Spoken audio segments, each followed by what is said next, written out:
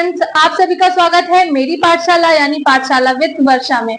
आज हम लेकर आए हैं अपने सब्जेक्ट वर्ब अग्रीमेंट की अगली सीरीज को, जिसमें हम बात करने वाले हैं कुछ ऐसे वर्ड्स के बारे में जो हमें बहुत ही कंफ्यूजन क्रिएट करते हैं हमारे लिए, तो जिसकी वजह से हमारा सेंटेंस गलत हो सकता है। तो वो पॉइंट आज मैं आपको इस वीडियो में समझाऊंगी और आपको हमारे साथ जुड़े रहना है लास्ट तक, ताकि आपसे कोई भी पॉइंट मिस ना हो।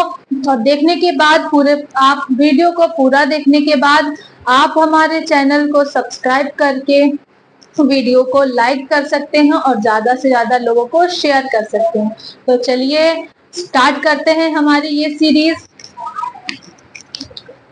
आज हम बात करेंगे कुछ ऐसे वर्ड्स के बारे में जो बच्चों को बहुत ही डरावने लगते हैं, यानी कि बहुत ही कंफ्यूजन उनके लिए क्रिएट करते हैं। जैसे एक वर्ड हो गया a number of, both, various, many और मैनी आ और मैनी। खास करके ये मैनी आ और मैनी, इसमें बच्चों को बहुत ही कंफ्यूजन होती है। तो वो कंफ्यूजन आज आपकी दूर होने वाली है। कैसे? A number of students was present, ठीक है। A number of, तो ये वर्ड जो है वो है हमारा एडजेक्टिव ऑफ नंबर, ठीक है। और ये जो एडजेक्टिव आपका यहाँ यूज हुआ है a number of, तो इसमें आपको ये देखना है कि ये प्लूरल होता है। ये क्या होता है? प्लूरल वर्ड होता है, ठीक है। लिखा तो आ है, लिखा आ है, लेकिन वो सिंगुलर नहीं होता है, वो होता है प्लूरल, ठीक है। तो यहाँ पर जब भी आ नंबर ऑफ वर्ड के साथ कोई प्लूरल नाउन, वैसे इसके साथ प्लूरल ही आएगा, ठीक है। तो हम क्या यूज करेंगे? आ नंबर ऑफ स्टूडेंट्स, क्योंकि ये प्लूरल ही होगा तो इसके साथ नाउन भी प्लूरल वर्ड यूज होगी, और उसके बाद हम इसके साथ हेल्पिंग वर्ब भी प्लूरल लगा देंगे, ठीक है। A number of students were absent, absent ही है ना, ठीक। तो इसमें क्या आपको देखना है कि a number of वर्ड जो है उसमें लिखा तो ए होता है, लेकिन उसे हम क्या मानते हैं? प्लूरल मानते हैं। तो उसके साथ प्लूरल नाउन और प्लूरल हेल्पिंग वर्ब यूज होगी, ठीक है। अब देखते हैं आज का अगला sentence. Both of the students is hard working. अब बोथ का मतलब क्या होता है? दोनों, ठीक है, दोनों। आपको ये देखना है कि ये वर्ड जो है ये सिंगुलर है कि प्लूरल है। अब दोनों का क्या मतलब होता है? एक लोगों के लिए हम यूज करेंगे सिंगुलर बोलते हैं, अब यहाँ दो है ना, तो क्या होगा? ये भी वर्ड प्लूरल ही होगा। तो हम इसके साथ भी क्या वर्ड यूज करेंगे? कौन सी हेल्पिंग वर्ब यूज होगी? Both of the students.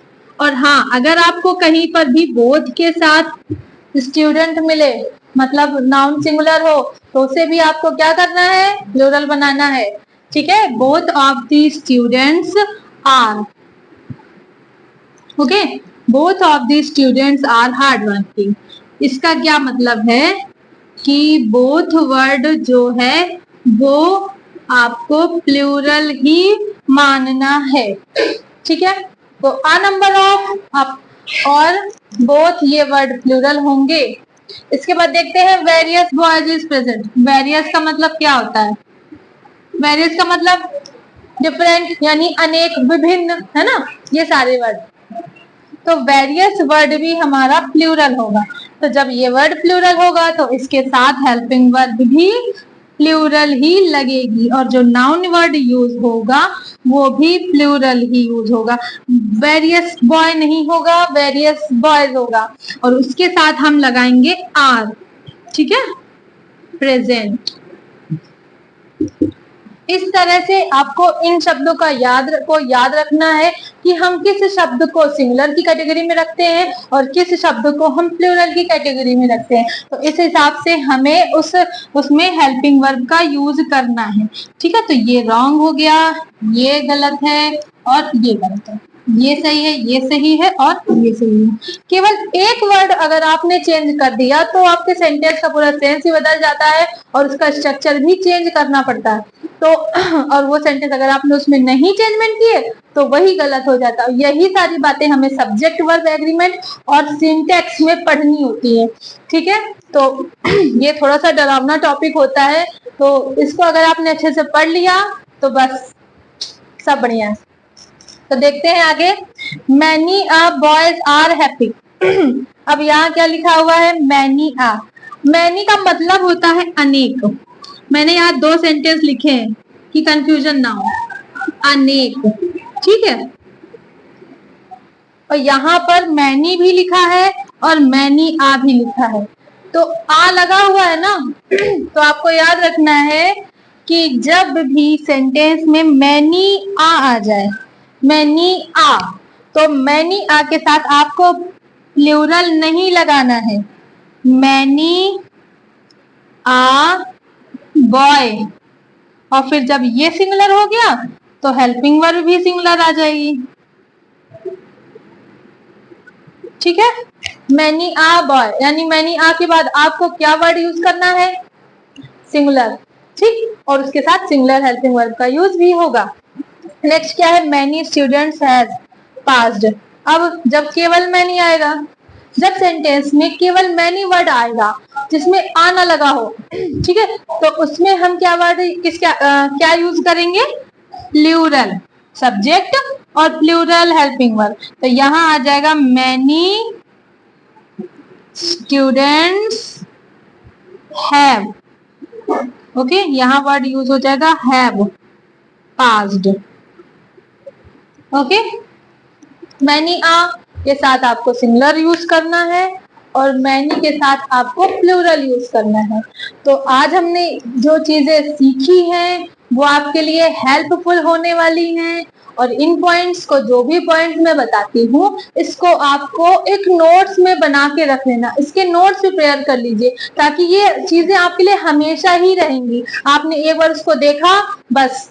अगर, और हाँ, एक चीज है कि अगर आप किसी भी चीज को डेली पढ़ते हैं, है ना, कितनी भी कठिन चीज हो, कितनी भी कंफ्यूजिंग हो, अगर आप उस चीज को एक बार डेली पढ़ लेते हैं, ठीक है, बहुत रटना नहीं है किसी चीज को कि हाँ एक ही दिन में आपने एक चीज को रट लिया बस, उसके बाद दोबारा नहीं देखा। तो ये चीजें आपको एक दिन याद रहेंगी, 2 दिन याद रहेंगी, उसके बाद आप भूल जाते हैं। लेकिन अगर कोई चीज ऐसी है कि हम उस चीज को केवल एक बार दिन में पढ़ लें और उसके बाद मतलब पूरा दिन रटना नहीं है, एक दिन आज पढ़ा, एक बार पढ़ लिया, फिर दूसरे दिन उस चीज को पढ़ लिया, फिर तीसरे, मतलब डेली कंटिन्यूअस हम किसी चीज को केवल एक बार पढ़ेंगे, ठीक है, तो वो हमारे दिमाग से कभी उतर नहीं सकती है। तो ये सारे पॉइंट्स जो हैं इनको आपको इसी तरह करना है कि सबसे पहले आप इनके नोट्स बनाइए और उसको दिन में एक बार जरूर पढ़िए। ज्यादा टाइम नहीं लगेगा पढ़ने में, आप उसको पढ़िए एक बार और आगे चल के आपको ये सारी चीजें बहुत ही हेल्पफुल होने वाली हैं आपके लिए। तो आज का वीडियो हमारा यहीं पर खत्म होता है। हम लोग मिलेंगे अगले वीडियो में एक नए टॉपिक के साथ। Thanks for watching this video and yes, be friendly with English.